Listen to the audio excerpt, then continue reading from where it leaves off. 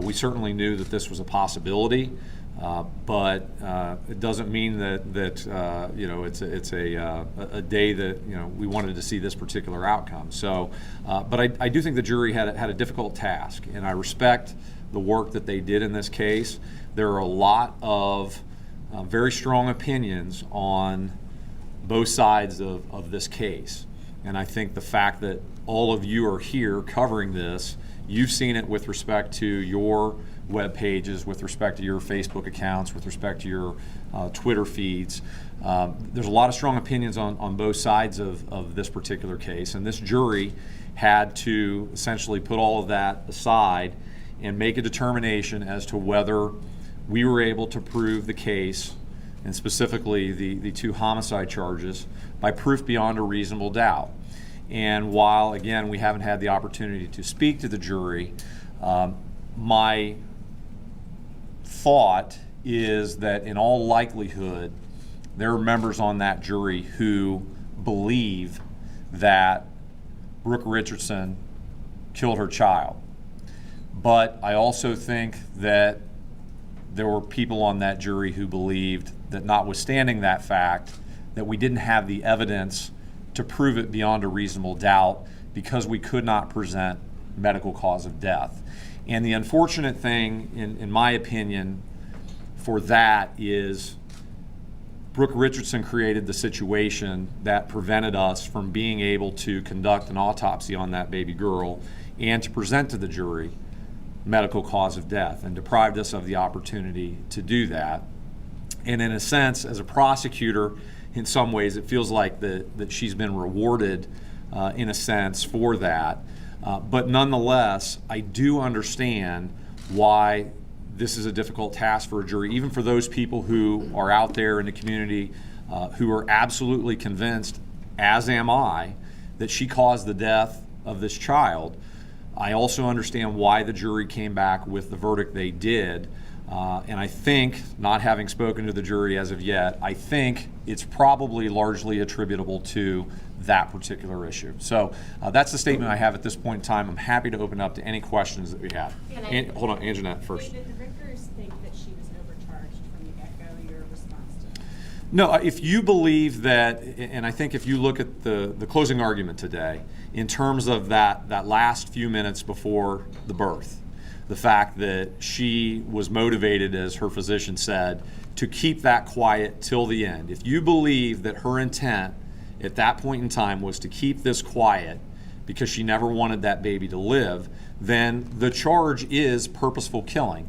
And that's murder, but by virtue of the fact that this is an infant, the charge is aggravated murder. So if you believe that she purposely caused the death of her child, as I do, then the charge is murder. We understood that there may be difficulty in a jury looking at this entire situation. I mean, it's a shocking set of circumstances, and that's why all of you are here, and that's why it's garnered immense and tremendous media coverage.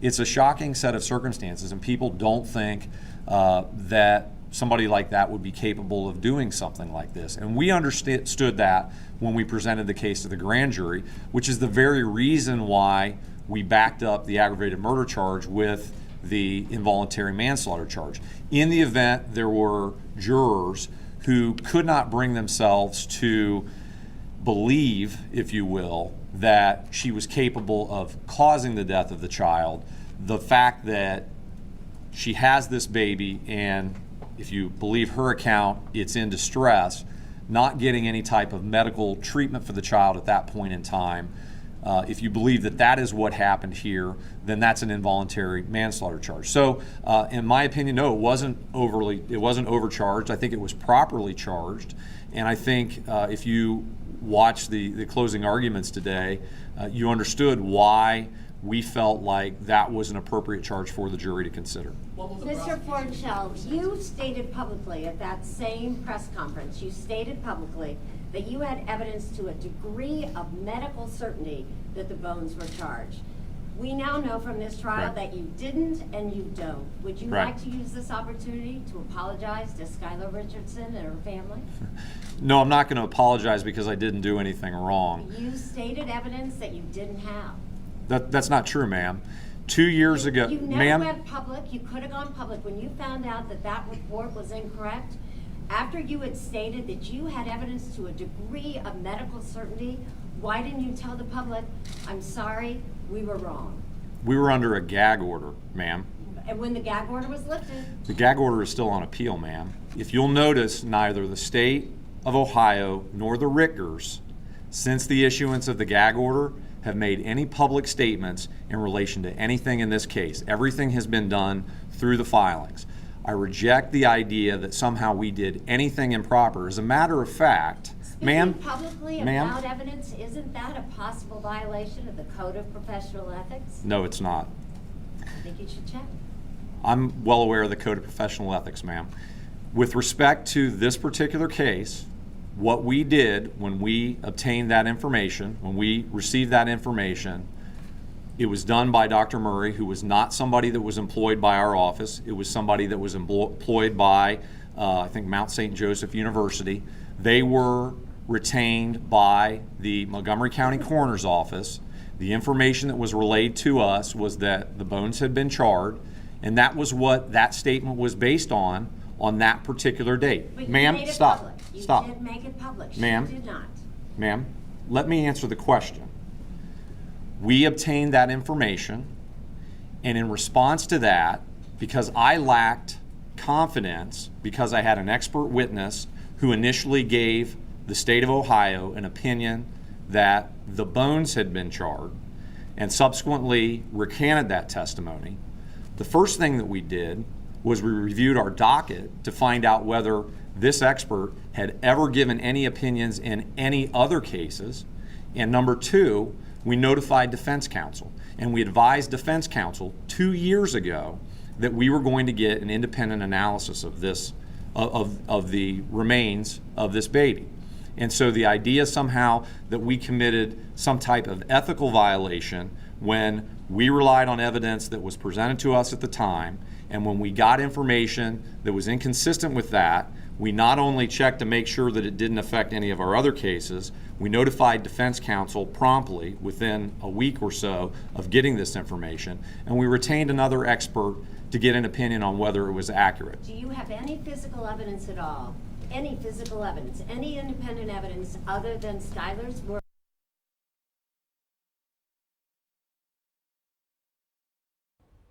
Okay, so we're having a couple of technical difficulties, Yeah. but what we just heard was a reporter holding the prosecutor's feet to the fire, so to speak, about certain evidence that was made very public or non-evidence Right. about the presumptive burning of the baby's body. The charring remains. We have the signal back now. Let's go back to Warren County Prosecutor David Fornshell. And so we've been preparing for this press conference since we got the verdict an hour ago. Was that the press conference that they will speak with your office or anyone else? They have not. Typically what we'll do, particularly in a longer case, what we will do is we will reach out to them. We'll give them a few days to kind of decompress because frankly, they're tired of talking about this issue at this particular point in time. We'll give them a few days to decompress, and then we'll probably reach out to them sometime next week to find that out. Was it Yes, the ma'am. press conference that you referenced earlier, or if it was the statement I think you guys released the day she was arraigned in Franklin Muni Court in the early days of this? It might have been both. You said that you had mentioned, look, we don't have a medical cause of death for this child. Right. But we have evidence this little girl was born alive. And that's why we charged her with, at first, the reckless homicide and the murder, because you have to have a life to be able to take one. Is that evidence, was it Skylar's statement that came under such scrutiny in this trial? Was that the evidence you all were referring to at the time, that this is the evidence we have that child was born alive? That was part of the evidence. That was absolutely part of the evidence. From our perspective, it was the attendant circumstances of everything. Everything that we presented in the trial, everything that was discussed today during the closing arguments, that we used to try to convince the jury that this child was born alive. And again, I think that when you look at her actions are completely irrational for someone to take if that child she was intending to keep that child. So we were to prove that. that's a different issue. But I guarantee you there are members of that jury, I would surmise, and I know there's members of the community who are monitoring this case closely, that believe we were able to do that we were able to present our proofs and demonstrate that she committed this act. But again, this was a difficult task for the jury. I get it. They did not have a medical cause of death. It was attributable to Skylar that they did not, and certainly that was something that we wanted to make sure that the jury understood, that it wasn't anything that the state had done to deprive the jury of that information. Nothing at all. We simply didn't have it because she buried the baby in the backyard and didn't tell anybody about it for 2 months. David, do you think that there should have been, I have a two-part question, do you think that maybe there should have been like a filing with the court after those statements about the charring of the bones, that maybe a filing that, I mean, you know, I know hindsight's 20/20, but a filing with the court that said, okay, this was wrong. I mean, obviously, because you know, the genie's out of the bottle. Right. You know, as far as this lack of charring. Right. Should there have been something like filed that? a motion about it, and you said it's misleading as I'm well. going to finish with my question, sorry. Should there have been maybe a filing with the court explaining that, or some type of, where you come out and say, you know, this was wrong, there was a mistake? And I guess my second question is, you know, it seemed like that was the basis for the second police interview. Yeah, and I disagree. Let me answer the second. That's what it Can I says answer? here. I understand that. And that was, look, this was an effectively litigated case on both sides. I can tell you unequivocally that the issue with respect to the charring of the bones or not was not the sole basis for the second police interview. That entire week, and I can't remember the day, it was a Friday week, was the first interview. The subsequent interview, during the time period between that first interview and the subsequent interview, I was in communication regularly with not just Warren County law enforcement, the Warren County Sheriff's Office, but also the Warren County Coroner's Office, because there were other concerns that we had with respect to the entire circumstances of what was going on. So we were in the process of investigating any number of things in relation to that particular, you know, what we believed was potentially a homicide. The story didn't make much sense to begin with, and so there were suspicions even after the first interview as to what had actually happened. It wasn't as if the investigation was wrapped up, as defense counsel would have you to believe, and all of a sudden that this whole issue with respect to the charring of the bones was what reignited this investigation. Nothing could be further from the truth. That was an ongoing investigation that entire week. And so the idea, I give the Rickers credit, it was a good strategy in terms of a trial strategy, but in terms of it being factually accurate as to what our office was doing during that interim, it's completely inaccurate. So do you think she tried to burn the baby? I don't know whether she did or not, to be honest with you. We presented the evidence that she had, and part of the reason, this was a really interesting case because you had multiple interviews where she's giving conflicting statements. And you have the state of Ohio who have statements that help our case and other statements that conflicted with it that hurt our case. And you have the defense in the exact same boat. And so it was kind of a nice, just from a trial strategy standpoint, and somebody that enjoys watching trials, it was interesting for me, not being in the mix, not being the one trying the case, it was interesting for me to watch how both sides were trying to do different things with respect to the statements to help them. What we ultimately made a determination to do, and this was after, obviously, we got the information I can't remember the exact date, but it was the information from Dr. Murray as to the August 17th. Okay, August, thank you very much. August 17th. So that's 3 or 4 weeks after the case had been presented to the grand jury. That's after we had obviously had the press conference. So at that point in time, we're relying on Dr. Murray's findings. And once we figured out that obviously that was inaccurate, or there was at least a question, we retained another expert. But in the meantime, the question that we had to ask ourselves was, look, when you look at these videos, you have her all over the board. She is all over the board with respect to her statements, okay? So when you get to trial, the jury is going to see her all over the board with respect to these statements. And what are they going to believe? Are they going to believe that she's being honest when she says that it was stillborn?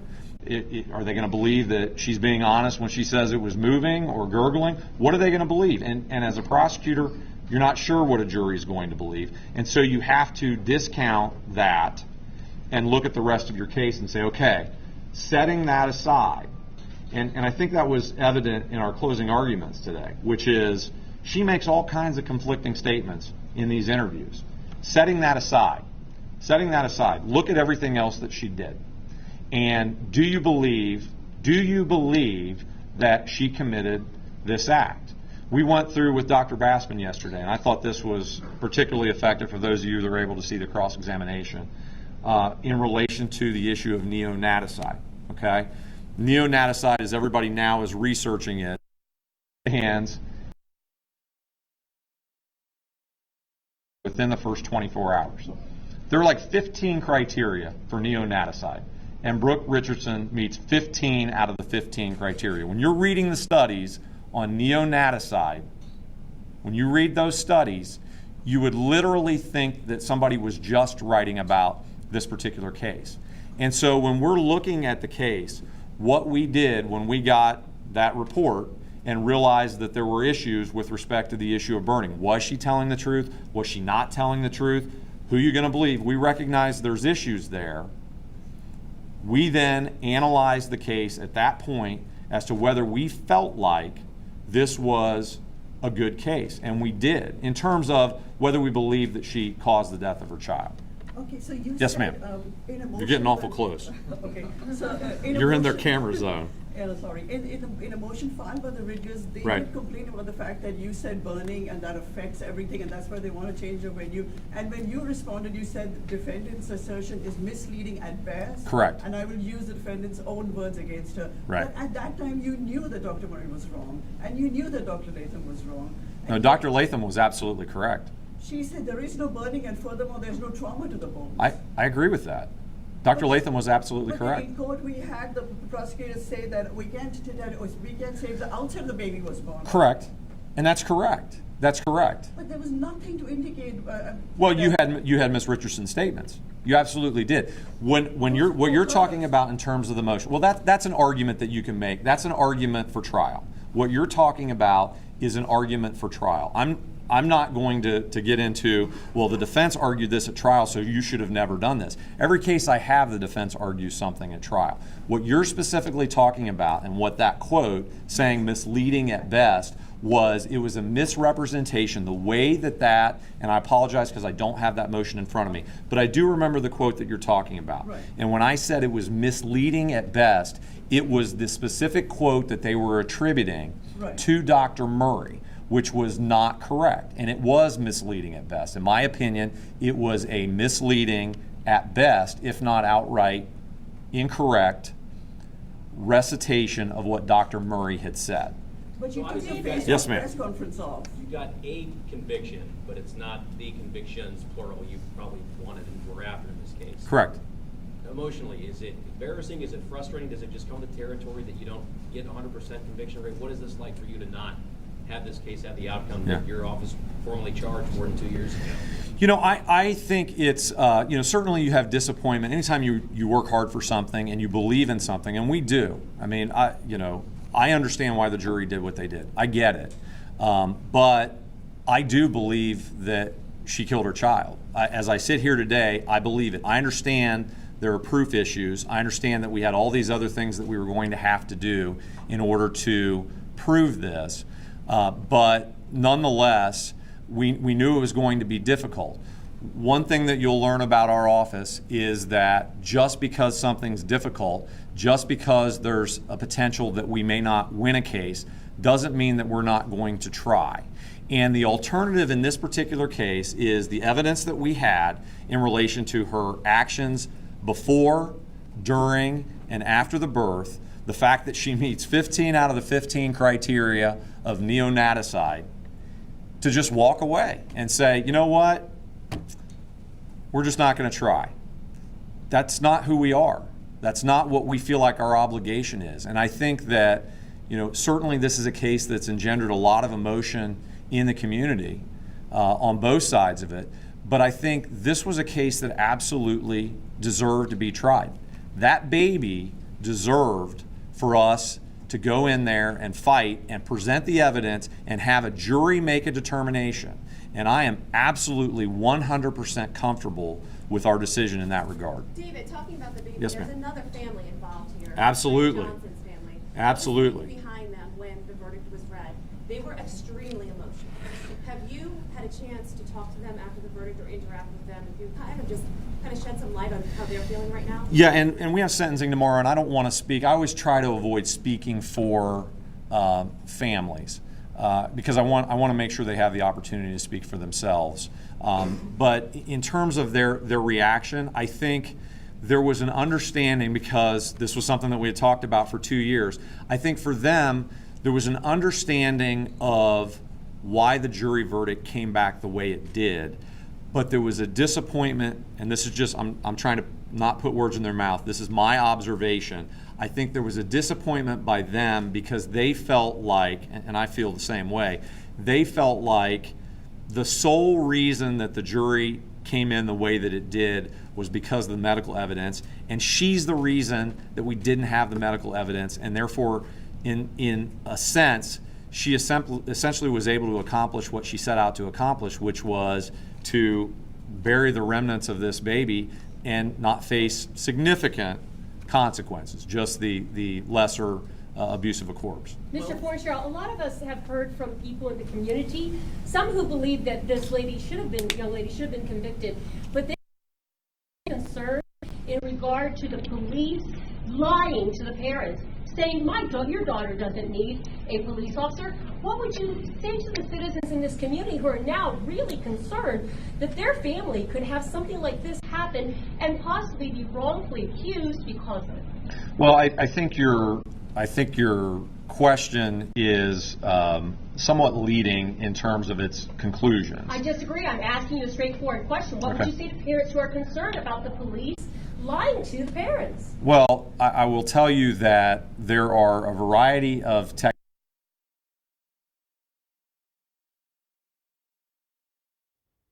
All right, obviously having some more technical comment issues there with with respect our to that. signal. It kind of cuts in and out. It's just kind of part of the new cellular systems. But if we can point out a couple of points here. The Warren County Prosecutor David Fornshell had mentioned a couple of things in regards to the jury's decision on this. And he said that he believes, in all likelihood, there are jurors who believe that she killed her child, but didn't see beyond a reasonable doubt because there was no actual medical cause proof. of death. That's the key. That's the key in this whole thing. Right there. He also said it's really, it continues to be a tale of two sides, Right. because earlier this afternoon we heard the defense attorneys say, we believe Brooke Skylar Richardson is innocent, and we heard Prosecutor Fornshell say, Right. we believe in her guilt.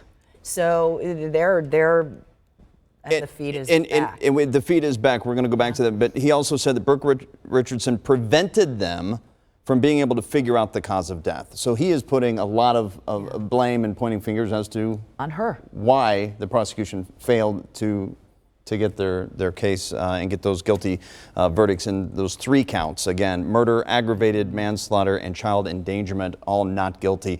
Guilty on the count of abuse of a corpse. Correct. And I thought one final comment that I thought was interesting. He says, this was effectively litigated on both sides, but his side lost. Right. And there you have it.